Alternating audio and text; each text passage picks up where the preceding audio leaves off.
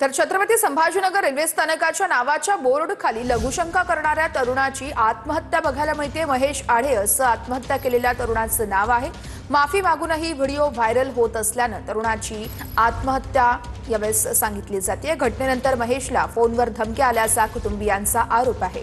Phone करून धमकी देणाऱ्यांवरती कारवाई करण्याची नातेवाईकांची मागणी आहे। छत्रपती संभाजीनगर रेल्वे स्थानकावर जे आमच्या दोघांकडून निंदनीय कृत्य घडले आहे ते माफीलायक नाहीये। जे आपले छत्रपती शिवाजी महाराज जे आपल्या महाराष्ट्राचे आराध्य दैवत आहेत आणि आपण बी त्यांना मानतो। आमच्याकडून जी घटना काल घडलेली आहे ती खूप निंदनीय आहे। सर्व जनतेची आम्ही माफी मागतो। संभाजीनगरला जी घटना झाली तिथं आमच्या मुलांनी माफी मागितली तरी ह्या लोकांनी त्यांना सुट्टी दिली नाही।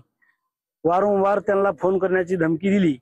इंस्टाग्रामवर फोन केलं, कॉलिंगवर फोन केलं, जीव मारण्याची धमकी दिली। त्यानंतर काय केलं मग? त्यानंतर मग आम्ही काय केलं की त्याला शोध केला की कुठे गेला काय गेला की त्यांनी जी ही आत्महत्या केली। विहिरीमध्ये जीव दिला। आम्ही बाहेर काढलं, पाहिलं, त्याच्यानंतर पुन्हा त्या माणसाचा फोन आला गुन्हा दाखल यांच्यावर व्हावा, यांना अटक व्हावा म्हणून आमची हात जोडून मागणी आहे सरकारला।